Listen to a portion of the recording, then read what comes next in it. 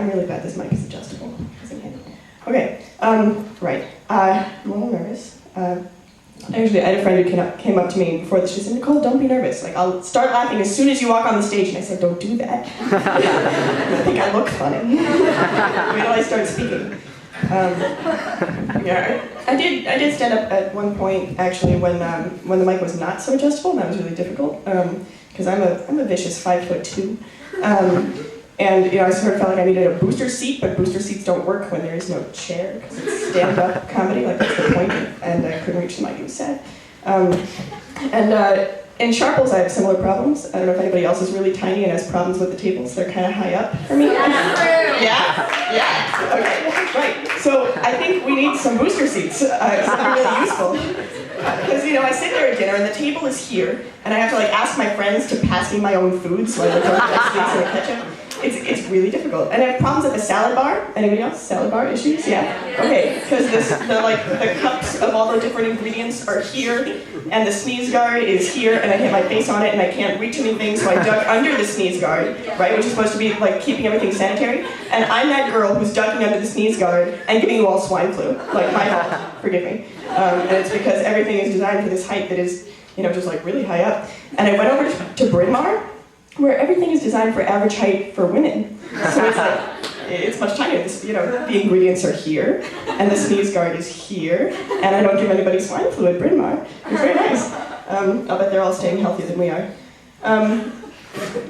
So also in Sharples, I occasionally run into some funny encounters with my friends, because I'll be, in line for a burger or something. They'll say, Nicole, you're getting a burger. I said, yeah. Well, I thought you were a vegetarian. Well, no, I like burgers. Really? Because I thought you were vegetarian. You look like one. And it's hard to answer that question. So what am I going to say? No, I'm not a granola crunching, tree hugging, guitar playing, hippie chick from New York. No, I don't fit that stereotype. Oops. And then they'll see me put cheese and then bacon on that burger, and they'll be like, Nicole, I thought you were Jewish. Well, kind of, not really, it's complicated. Or really? Because you look like one. Same story. And at one point, I saw that they were serving veal parm in Sharples a little while ago. I don't know if anybody saw this, it was just one day. And I was expecting that people would get a lot of angry letters in the Phoenix the next day, all the animal-loving vegans or whatever walking around being like, you're eating a baby cow, what are you doing? But there was total silence, and I was impressed. And then I realized, they must be very understanding. They eat baby spinach. They eat carrots. Corn. Yeah. Sorry. A lot of comedians will run their fingers through their hair or something between jokes just to kind of pass the time, but I can't do that because my fingers get stuck. It's one of those problems with looking Jewish.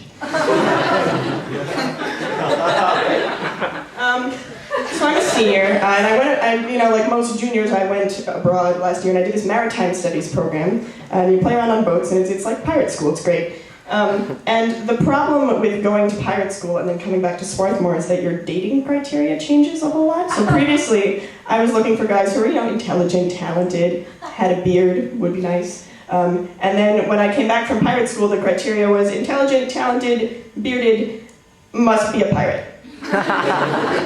And suddenly my life was much more difficult. And even Swoggles can't help you there. And it's partially through this maritime studies thing that I actually found my job for next year. I am employed. This is very exciting. I have a future. Who knew? And I got this job on a boat as a sailor. And you live on this boat and you sail the boat. And I realized that it doesn't require a college degree.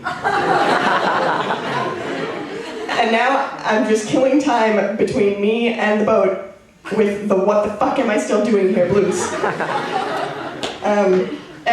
So while I'm here, I'm an art major, I'm an education minor, and I'm doing a lot of pottery. And as I think I mentioned before, I also play guitar, and that makes it a little bit difficult when I'm dealing with my hands, because for pottery you want short nails so you don't tear the clay, and for guitars you still have long nails to strum and stuff. And my hands are having a lot of trouble. They're like, come on, Nicole, what do you want us to do? We can't have long and short nails, they're not retractable that way. But we've come to a mid-range compromise, sort of, and I think we collectively decided that my hands can exist on more of a spectrum than a binary. So that's been good. They've adapted to Swarthmore life pretty well. So I play guitar with Greg Albright, who's another senior, and he's recently been writing up our sort of band name as Greg Ampersand Nicole, because we don't really have a band name, it's just the two of us. And he came and apologized to me for advertising us that way. He says, Nicole, I'm really sorry. I wanted to just sort of put both of our names there, and I'm really sorry that I put my name first because I feel like I'm reinforcing the patriarchy. He's really great. And then we decided that Greg didn't actually have to worry about it because I sing the lower harmonies, and so we're even. And then, we realized that Greg and Nicole is actually an okay band name. We could just be Greg and Nicole, and it works, and it sounds fine. And I came home to my roommates, and I said, hey, guess what? I think we have a name for the two of us, and so we're a band. We're a band. And she says, you're a band. You made a MySpace. And I said, oh, shit. We're not a band. We're a fucking MySpace. This is like a band by common law. So sharing with people the fact that I play music preempts the age-old question that I tend to get. My last name is Singer, and I always get the question, oh, hey, Singer, do you sing? I've never heard that before. And I think that the next time somebody asks me if I sing, I'm going to say yes, and also I'm looking for a guy whose last name is Songwriter. Because I'm looking to hyphenate and give my children a name to live up to.